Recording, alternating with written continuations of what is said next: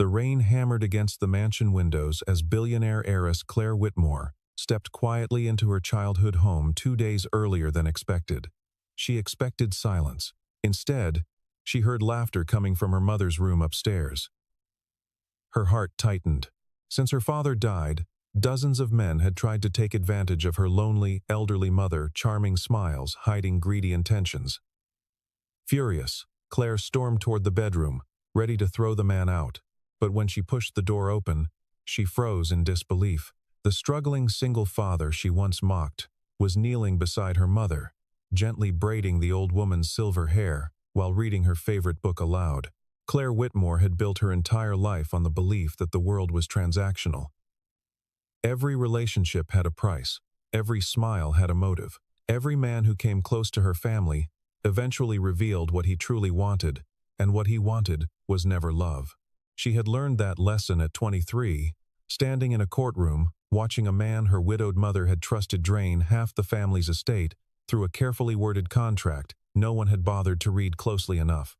Claire had read it afterward, every single line, her jaw tightening with each page. She had vowed then that she would never be caught unprepared again. She built a company from a modest inheritance into a $2 billion empire in less than a decade. She wore power the way other women wore perfume naturally, without thinking, and it lingered long after she left a room. Her board of directors feared her. Her competitors respected her. Her employees admired her from a careful distance. No one got close.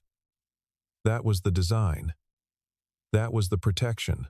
Her father, Richard Whitmore, had died when Claire was 19.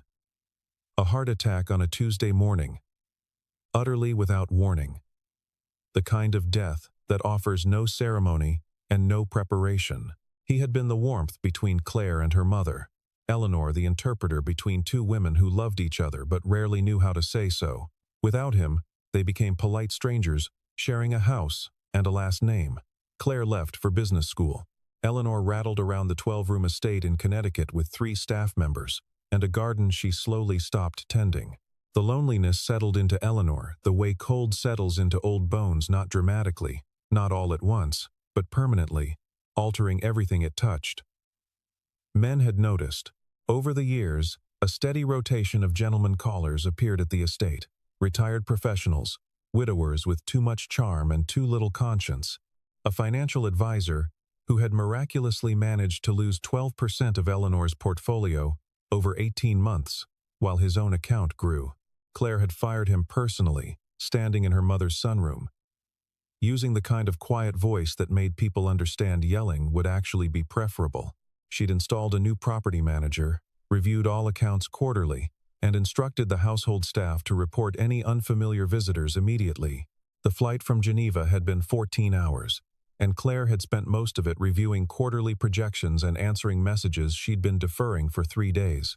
She had been in Europe finalizing a merger that would expand her logistics portfolio into 6 new markets, a deal 2 years in the making that had required 4 trips, 11 rounds of negotiation, and one very uncomfortable dinner with a Swiss banker who believed women in business were a charming novelty. The merger was signed. Claire was coming home early, unannounced, because she trusted surprises far more than scheduled visits. Surprises showed people as they actually were. The car from the airport turned onto the long gravel driveway just as the rain started in earnest, the kind of November rain that felt personal, that seemed designed specifically to soak through your coat before you made it from the car to the front door. The estate glowed with warm light from the upper windows. Claire noticed that immediately the lights on a Thursday evening at 9 o'clock. When Eleanor typically retired by 8, she paid the driver, declined the umbrella from her assistant, and walked to the front door with her carry-on trailing behind her, raindrops running down the back of her neck. Thomas, the household manager who had worked for the Whitmore family for 19 years, opened the door before she reached the top step. He was a compact, gray-haired man of 61 who had survived every storm the family had produced with the steady equanimity of someone who had decided long ago that composure was his primary professional offering. But when he saw Claire standing in the rain a full 2 days before her expected return, something flickered across his face that was not composure. It was something closer to alarm. "Miss Whitmore," he said, stepping aside quickly. "We weren't expecting you until Saturday." "I know," Claire said, handing him her wet coat. "That's the point." She was already looking toward the staircase. From somewhere above, she could hear it, the low, warm sound of laughter. Her mother's laughter. A sound Claire had not heard in years, not genuinely, not like this, and it landed in her chest with a strangeness she couldn't quite name. She stood at the bottom of the stairs and listened. And what she felt was not relief. What she felt was suspicion. She took the stairs two at a time. The hallway on the second floor was lined with framed photographs of the family's summer vacations, Christmas mornings, the kind of evidence of happiness that a house accumulates over decades. Claire barely glanced at them. She stopped in front of her mother's bedroom door and listened. A man's voice. Low and even. Her mother's voice, lighter than Claire, had heard it in years. The sound of a page turning. Claire pushed the door open without knocking. Eleanor Whitmore sat propped against a mountain of pillows in her wide four-poster bed, silver hair loose around her shoulders, her face soft and animated in a way that made her look, briefly, like the woman Claire remembered from before. Beside the bed, kneeling on the floor with evident comfort, as though he knelt in this exact spot regularly, was a man Claire did not recognize. He was perhaps 35, with dark circles under his eyes that spoke of chronic exhaustion, wearing a plain gray sweatshirt that had been washed too many times.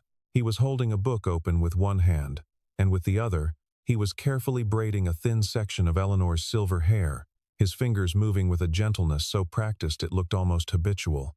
The book, Claire could see, was a dog-eared copy of Jane Austen's Persuasion, her mother's favorite. The spine broken and retaped 3 times over the decades. The man looked up when the door opened. He did not startle. He met Claire's eyes steadily, and she saw in his face neither guilt nor surprise, only the particular tired patience of someone who had dealt with difficult things long enough that one more difficult thing simply joined the queue. Claire stood in the doorway for a moment that stretched into several moments. Then she said, her voice carrying all the coldness she had spent 20 years perfecting, "What are you doing in my mother's room?" Eleanor turned her head and said, "Claire, darling, you're home early." Claire did not look at her mother. She looked at the man on the floor, still holding the book, still halfway through braiding her mother's hair. And she asked the question that had been the organizing principle of her adult life, the question she asked every new presence that appeared near the people and things she was protecting. Her voice was quiet. It was always quieter when she was most serious. "What are you planning to take from my mother?" His name was Daniel Hartley. And he did not answer her question right away. He placed the book carefully face down on the nightstand, finished the small section of braid he had been working on with the focused patience of a man who believed a thing worth starting was worth finishing, and then he stood up from the floor in the slow, careful way of someone whose knees hurt at the end of long days. He was not tall. He was the kind of man who occupied exactly as much space as he needed, and no more, which Claire found, unexpectedly, more unsettling than bluster would have been. He said, "Nothing," and then he said good night to Eleanor, who patted his hand, and he walked past Claire in the doorway with the quiet of a man who had decided, long before this particular evening, that he was not going to be made to feel small in a place where he had only ever tried to be useful. Claire stepped aside. She watched him go down the hallway. She turned back to her mother, who was looking at her with an expression Claire had not seen in years, a kind of patient disappointment. The look of a woman who had hoped for better, and was not entirely surprised to be disappointed. The report from the private investigator Claire hired the next morning took 48 hours to compile. In that time, she learned the following about Daniel Hartley. He was 34 years old, the sole parent of a 6-year-old daughter named Lily, and the widower of a woman named Sarah, who had died of a pulmonary embolism 18 months after Lily was born. He currently held 3 jobs simultaneously: part-time work at a hardware store, freelance carpentry contracts through an app, and weekend shifts at a family diner 3 miles from the Whitmore estate. He had a degree in architecture from a state university that he had not used professionally in 4 years, not since Sarah's illness had consumed their savings and then her life. and then his career out of town for $940 a month. He drove a 2008 Toyota Camry with a cracked rear windshield. He had no criminal record, no history of civil litigation, no outstanding warrants. He had, according to the investigator's notes, met Eleanor Whitmore approximately 4 months earlier in Riverside Park, where Eleanor walked on Tuesday and Thursday mornings and where Lily frequently played on the swings near the fountain. Eleanor had given Lily a piece of butterscotch candy from her coat pocket. Lily had apparently decided on the basis of this transaction that Eleanor was the best person in the park and had conducted subsequent conversations with her accordingly. Daniel had been polite, then friendly. Then, as Eleanor increasingly appeared at the park alone, and sometimes confused about how to get home quietly helpful, the last line of the investigator's report read, "Subject is currently carrying approximately $62,000 in debt, primarily medical." Claire read that line 3 times. She set the report on her desk, pressed her fingers together, and stared out the window at the garden, where her mother was walking slowly along the stone path with Thomas at her elbow, the two of them moving at the careful pace Eleanor required now on cold mornings when her joints were stiff. Claire thought about the $62,000. She thought about the 3 jobs. She thought about the 8-year-old Toyota with the cracked windshield.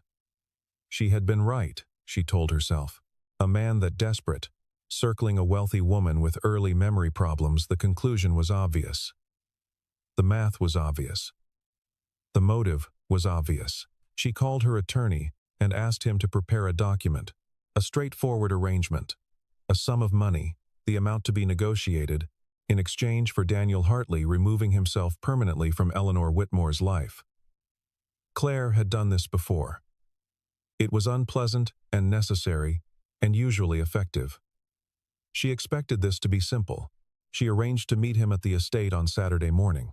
She had Thomas show him into the small study off the entrance hall, not the formal parlor, not the warm sitting room where Eleanor received people she liked, but the study, which was functional and slightly cold, and communicated, by its very plainness, that this was a business conversation and not a social one. Daniel came in wearing the same gray sweatshirt, or one exactly like it, and he sat down across from Claire's desk without being asked, with the posture of a man who had sat across from authority often enough to have stopped being impressed by it. Claire slid the envelope across the desk. She watched him open it, look at the number, and look up at her. "I need you to understand," Claire said, "that this is a generous offer, and that I don't intend to negotiate. My mother is a vulnerable woman, and your continued presence in her life represents a risk I'm not willing to accept." Daniel looked at the number again. He set the envelope back on the desk. "No," he said. Claire had not been told no, in a business context, in approximately 4 years. She felt the word land somewhere in her chest where it did not belong. "Excuse me?" "No," he said again, with the same absolute absence of drama. "I'm not taking money to stop being kind to an old woman who needs company. That's not something I'm willing to do." Claire leaned back in her chair and studied him the way she studied everything that did not behave predictably with complete attention. "Then what do you want?" she asked. "Nothing from you," he said. He stood up, picked up the envelope, set it carefully back in front of her, and left. She doubled the amount and had her attorney contact him formally. He did not respond. She had Thomas monitor Eleanor's visitors more closely and noticed that Daniel came on Tuesday and Thursday afternoons, always for less than 90 minutes, always at times when Eleanor was typically most alert and most prone to anxiety if left without company. She began to notice other things too. The small carpentry repairs around the house, a cabinet hinge that had squeaked for 2 years. A cracked windowsill on the second landing had been quietly fixed. The kitchen staff mentioned that he sometimes brought groceries from a market across town that carried Eleanor's preferred brand of chamomile tea, which had become difficult to find locally. He never asked for anything. He never stayed long. He always left the house as he had found it, except for the small improvements that appeared like evidence of a different kind of motive than the one Claire had assigned him. Then she saw him at the hospital. She had gone on a Thursday to meet with her accountant at an office 2 blocks from Mercy General, and she had taken the wrong exit from the parking garage and come out near the pediatric entrance, and there he was, Daniel, sitting in a plastic chair in the hallway outside a treatment room, still in the clothes he'd been wearing when he presumably arrived, head tilted back against the wall, asleep. Not the light, performative sleep of someone playing at exhaustion. The deep, helpless sleep of someone who had been running on empty for so long that their body had simply surrendered without asking permission. There was a paper cup of coffee on the floor beside his chair, long cold.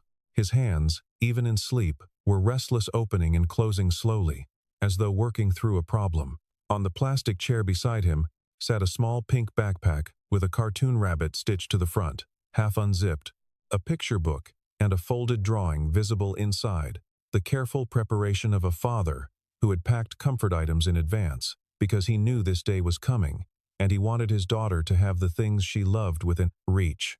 Claire stood in the hallway for longer than she meant to. A nurse passed, glanced at Daniel, and did not wake him either, the small professional mercy of someone who recognized a person who had earned whatever rest they could get. Claire was late for her appointment. She left without waking him, and she spent the rest of the afternoon sitting across from her accountant while an entirely different set of numbers ran through her head, not quarterly projections, not merger valuations, but the simple arithmetic of a man who worked 3 jobs and still could not make it add up. Eleanor told her on a Sunday evening, in the kitchen over tea, quietly and without preamble, the way she communicated things that she had been waiting a long time to say. The doctor had confirmed the diagnosis 8 months ago: early-stage cognitive decline. The slow theft of memory that began with small lapses and moved, over years or decades, toward something no one in this house was ready to contemplate. Eleanor had not told Claire immediately. She had told Thomas, who had told her that he would keep the information in confidence unless her safety required otherwise. And he had.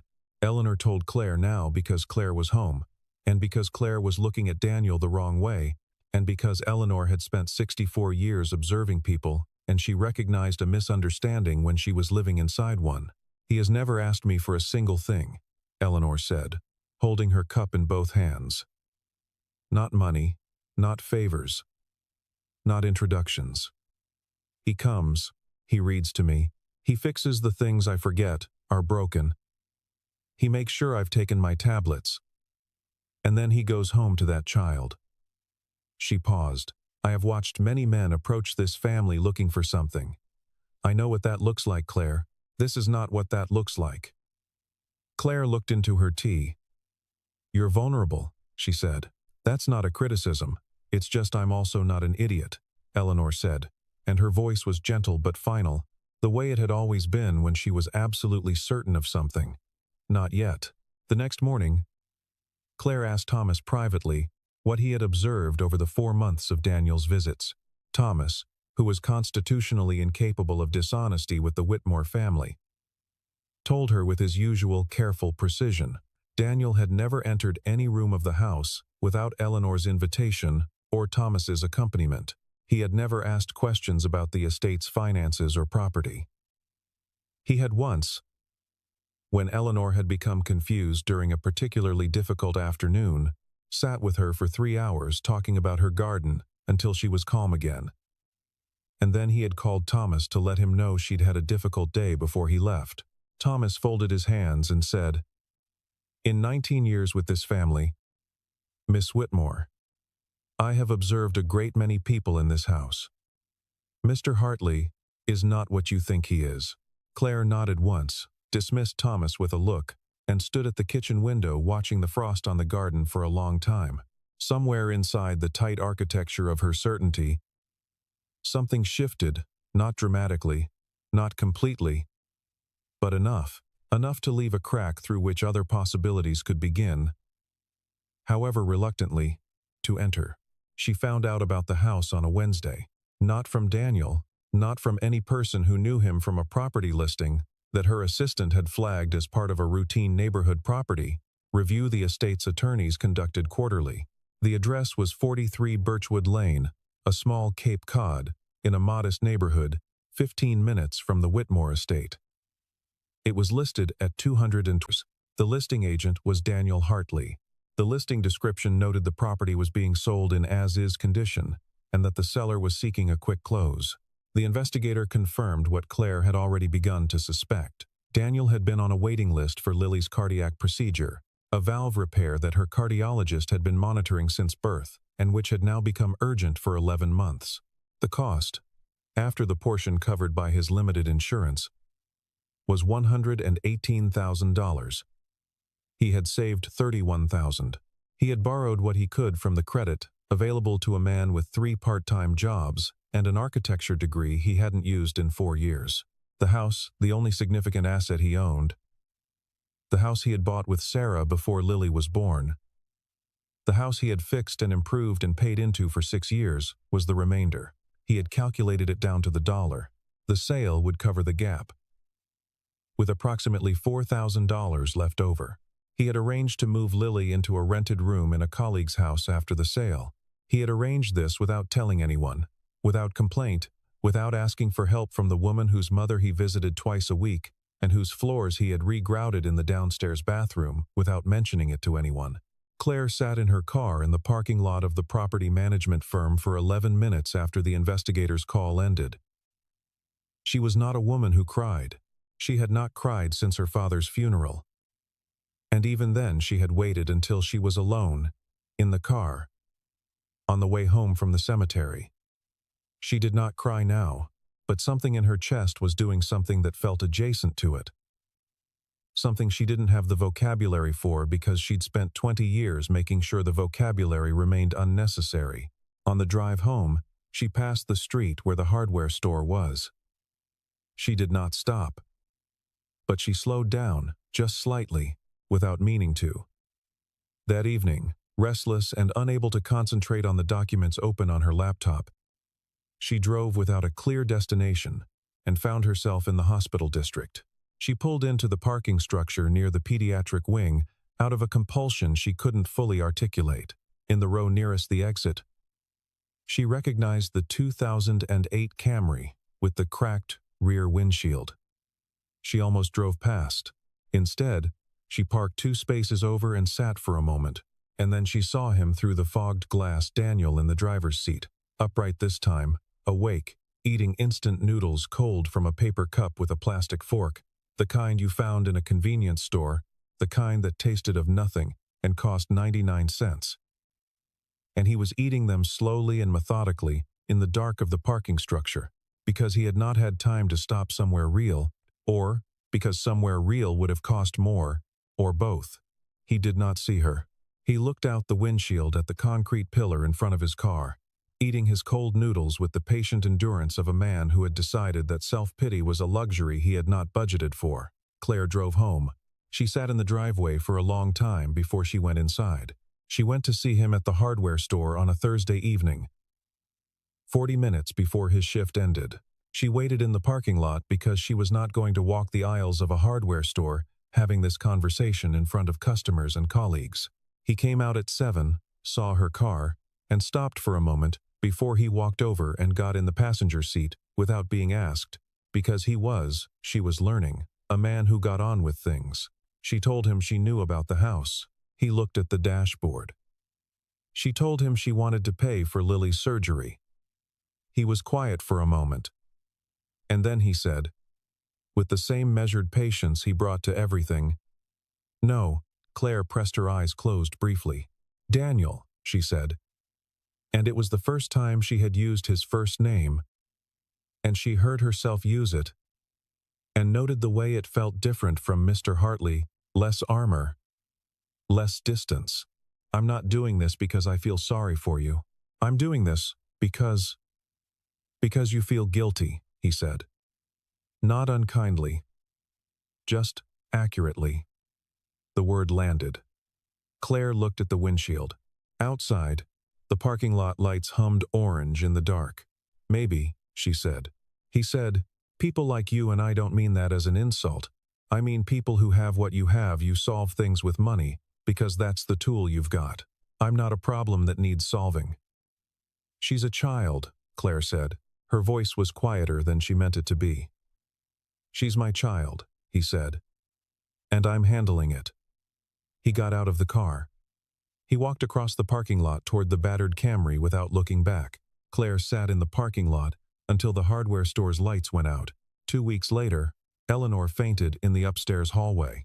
Thomas found her and called Claire before he called the ambulance, which was the correct order of priority for a man who understood that Claire Whitmore needed to hear news firsthand, or she spent the subsequent hours certain that the truth was being managed.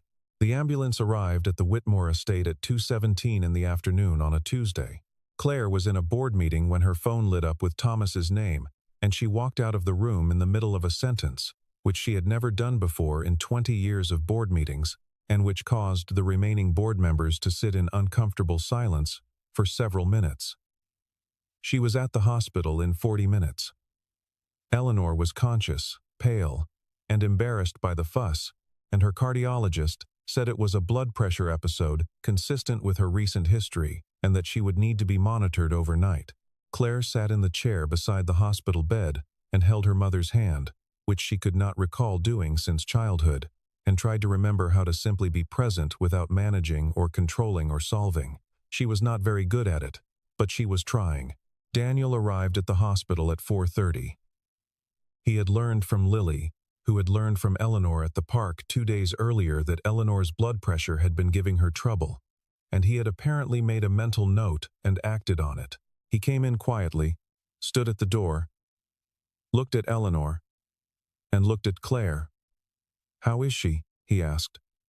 "Stable," Claire said. He nodded.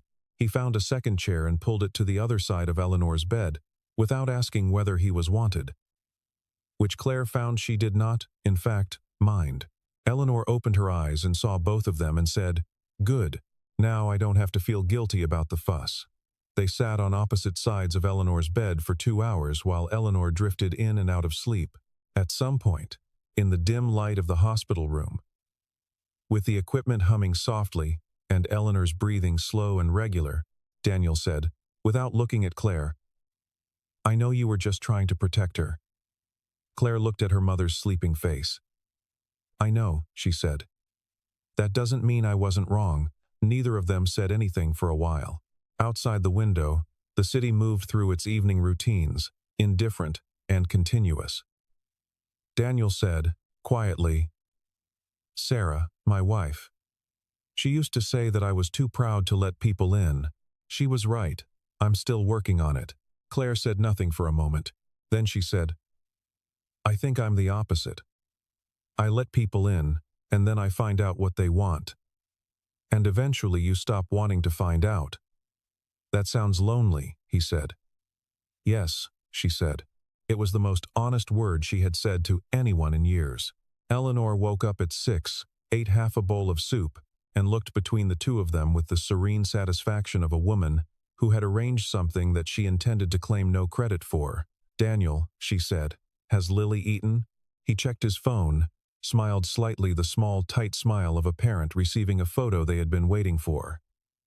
"Thomas is with her," he said. "At your house," he added, to Claire, which was information Claire had not been given and which produced in her an unexpected warmth rather than the territorial alarm she might have expected. Eleanor patted her daughter's hand. "The thing I have always been most afraid of," she said to Claire, with the careful clarity she sometimes found in the evenings when her mind was sharp, "was never illness. It was watching you grow old and not know how to let anyone love you." Claire looked at the wall. She breathed. "I'm still learning," she said. The crisis at the company arrived the following Monday, and it arrived the way significant things tend to, not through a single dramatic event, but through the accumulation of smaller things that had been building while Claire's attention was elsewhere. A competitor had been circulating information in the financial press, partially true, partially extrapolated, entirely designed to destabilize, suggesting that Claire's logistics company was overextended in its European expansion, that the Swiss merger had been finalized on unfavorable terms, that 2 key board members were considering a vote of no confidence. By Wednesday, the company's shares had dropped 9%. By Thursday, Claire had received 3 calls from board members She had considered allies who were now using the careful, diplomatic language of people who were beginning to recalculate their positions. She managed the crisis from her home office with the mechanical efficiency of someone who had spent 20 years preparing for exactly this scenario. But the efficiency was covering something she had less practice managing, the particular exhaustion of fighting on every front simultaneously, of being strong for the company, and strong at the hospital, and strong for her mother, and strong in every room she entered, until she was sitting in her car outside the estate at 11 on a Thursday night, unable to make herself go inside. She didn't hear Daniel's car pull up. She heard the knock on her passenger window, and looked up to find him standing in the driveway, his breath visible in the cold air, carrying 2 paper cups of coffee from the diner 3 miles away. She rolled the window down. He handed her a cup. "Thomas texted," he said. She stared at the coffee. "You came here because Thomas texted you? He said you'd been sitting in the car for 40 minutes. Claire closed her eyes.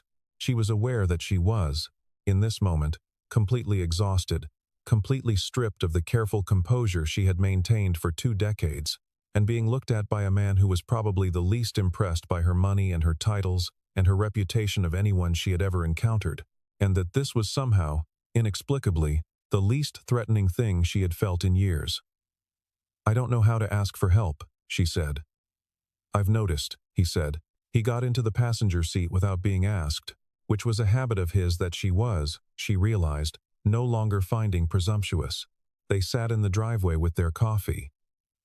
And he told her about the time after Sarah died, when he had been so determined to handle everything alone that he had gone 3 months without telling anyone that he was struggling, until Lily had asked him why he looked so sad all the time.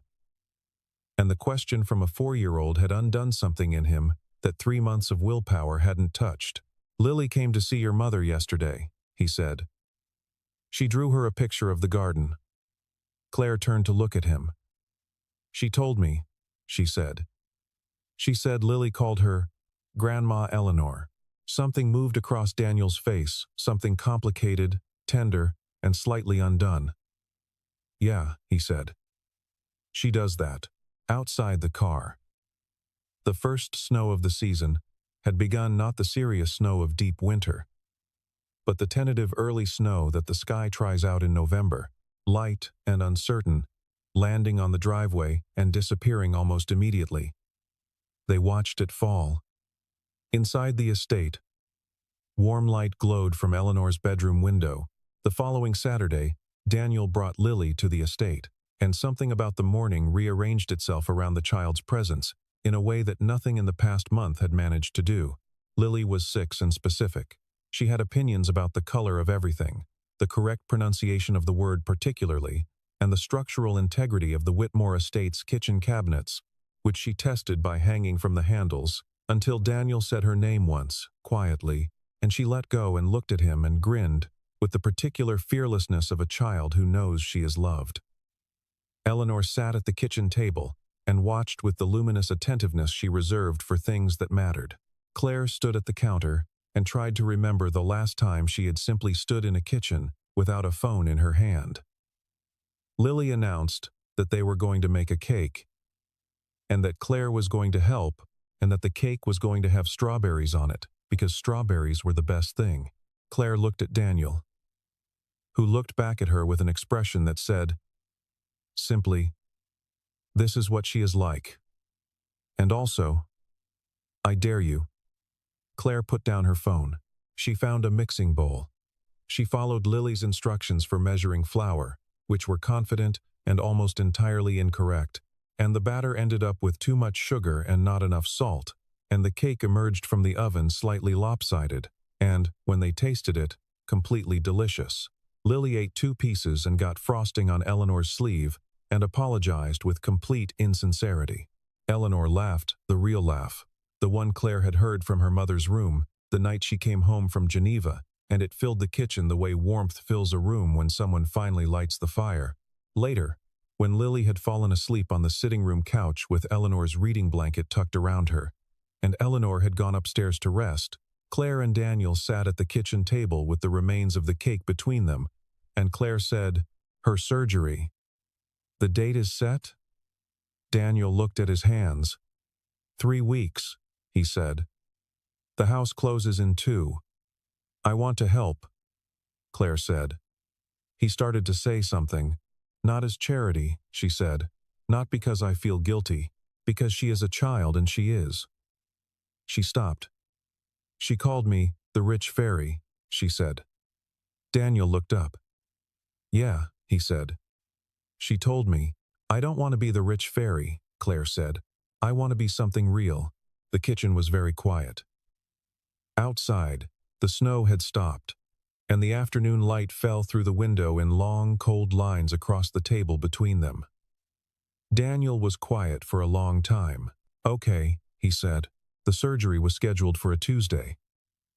It was a cold morning. The sky white and heavy. The kind of morning that asks nothing of you, except presence.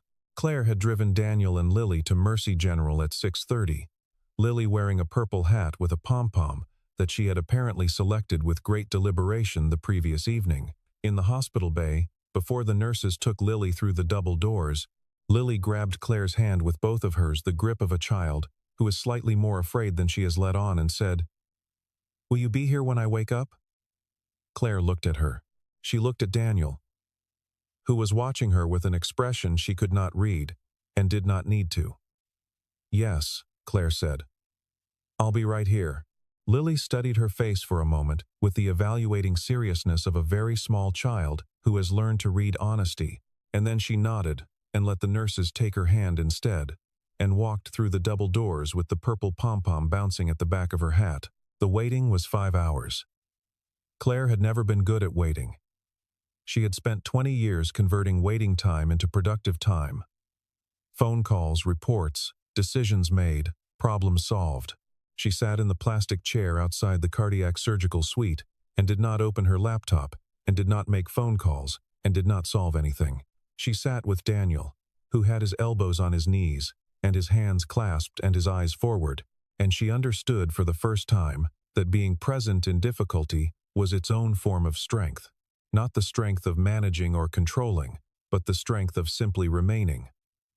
Eleanor had insisted on coming. She sat on Daniel's other side, small and upright in her good coat, her hand resting on his forearm, saying nothing. At some point in the 3rd hour, without planning it or thinking about it, Claire reached over and put her hand over Daniel's clasped hands, and he looked at her sideways and didn't say anything. And she didn't say anything, and they sat like that through the rest of the waiting. The surgeon came out at 12:40, with good news delivered in the measured, professional tone of someone who understood that measured tones were what families needed after 5 hours of fear. The procedure had gone well. Lily was in recovery. She would need rest and careful monitoring over the following weeks, but the prognosis was excellent. Daniel pressed his face into his hands and shook, just once, the full weight of months of carrying everything alone releasing in a single, involuntary motion. Eleanor put her arm around him. Claire looked at the wall and breathed, and let the relief move through her like weather.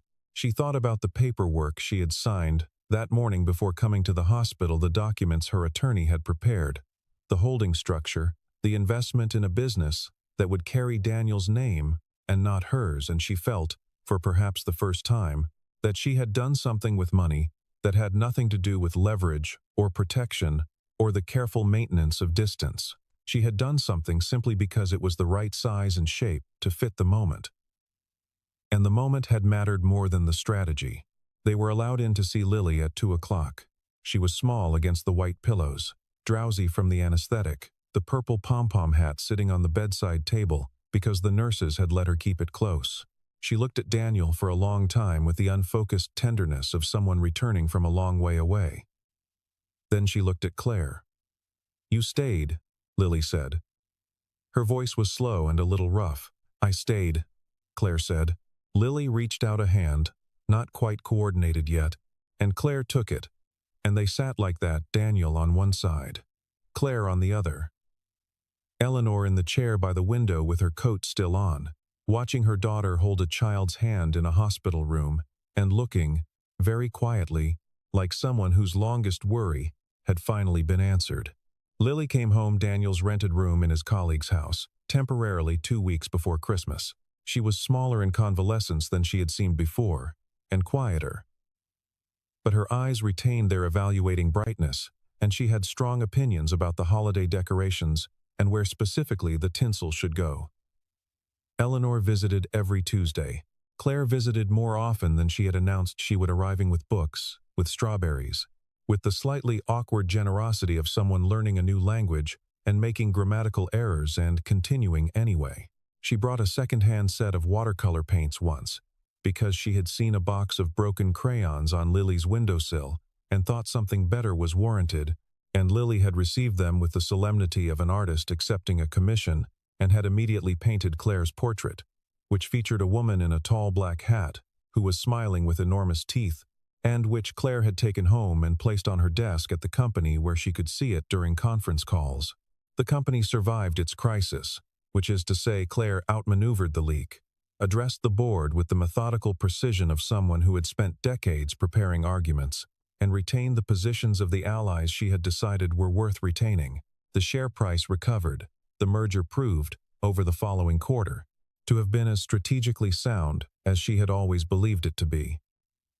She ran the company with the same intelligence she always had, but the way she ran it changed slightly, incrementally, in ways that her staff noticed before she did. She began delegating in earnest. She began leaving at a reasonable hour. She began asking questions in meetings rather than delivering conclusions. The cafe was Daniel's idea, and it began the way his best ideas seemed to quietly, practically, without fanfare. He had talked about it to Lily, who had enthusiastically approved, and to Eleanor, who had said she wanted a corner table permanently reserved, and to Claire, who had listened and then said nothing for 3 days, and then called her attorney and arranged the investment through a holding structure that kept her name entirely off the paperwork.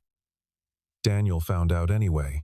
He called her on a Tuesday evening and said her name once, just Claire, and she said, "I know, and I'm not apologizing."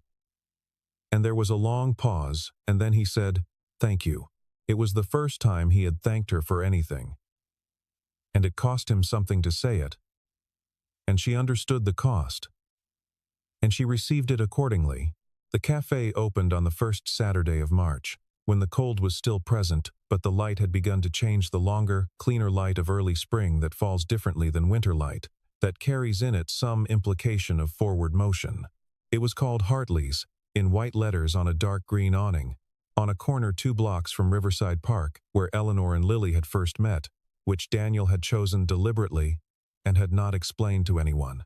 The interior was warm amber light, wooden tables, a corner reading area with a low shelf of books and 2 armchairs angled toward each other, and it smelled of coffee and something baking, as the morning filled with people, of the particular warmth that a room generates when it contains people who are genuinely glad to be there. Daniel had built the shelving himself, working evenings in the weeks before the opening, the wood pale and clean, and fitted with the precision of someone who had trained for a different life, and was finding, perhaps, that the training had followed him to this one. The chalkboard menu behind the counter was in Lily's handwriting, uneven letters, enthusiastically capitalized. The prices slightly misaligned, and Daniel had refused to correct it, and it was the first thing people noticed when they came through the door, and every single person who noticed it smiled. Eleanor sat at her corner table. Lily, recovered and restored, and wearing a red dress she had selected herself on the grounds that red was the correct color for important occasions, circulated among the guests with the purposeful confidence of a child who considered herself a co-host. She had made a drawing in the previous week crayon, on a large piece of paper taken from Daniel's architecture, supplies that she had presented to Daniel the morning before, with the ceremony appropriate to a significant gift. It showed 4 figures in front of a building with a green awning. A tall man, a small girl, a woman in a suit, and an older woman in a coat.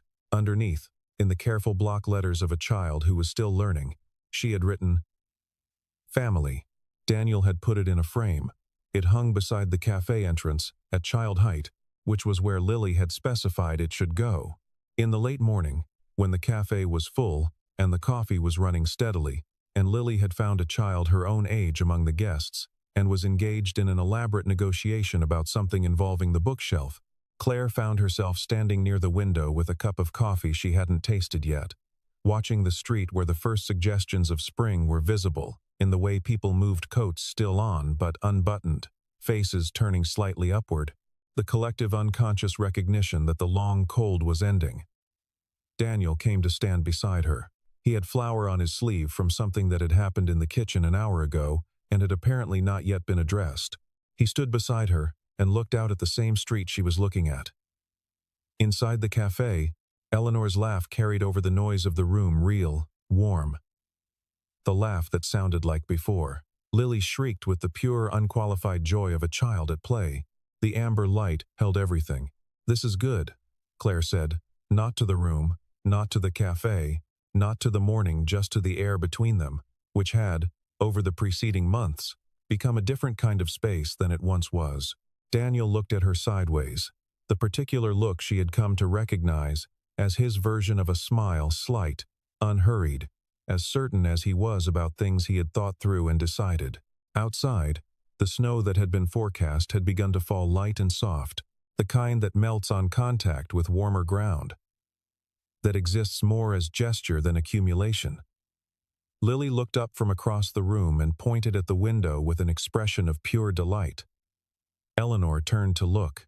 The snowflakes drifted past the green awning and disappeared before they reached the pavement. And inside the cafe the warmth held, and the light held, and the sound of the family held, imperfect and assembled from unlikely parts, made of loss and stubbornness, and accumulated small kindnesses, and a child's drawing in a frame by the door. And whatever this was, whatever it was becoming, it was real. It was the most real thing in any room Claire Whitmore had occupied in 20 years of building things she could measure and defend and value in dollar amounts. She looked at the street, at the falling snow, at the green awning, at the small figure of Lily pressed to the window, with both hands flat on the glass. "Maybe," Claire said. And she was remembering the night in the rain, the open door, the man kneeling on the floor beside her mother's bed with a book, and a patience she had not understood yet. Maybe this is what home actually is.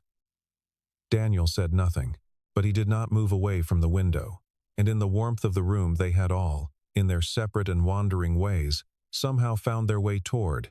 Eleanor Whitmore looked at her daughter and smiled the smile of a woman who had known something for a long time and was glad, finally, to see it known.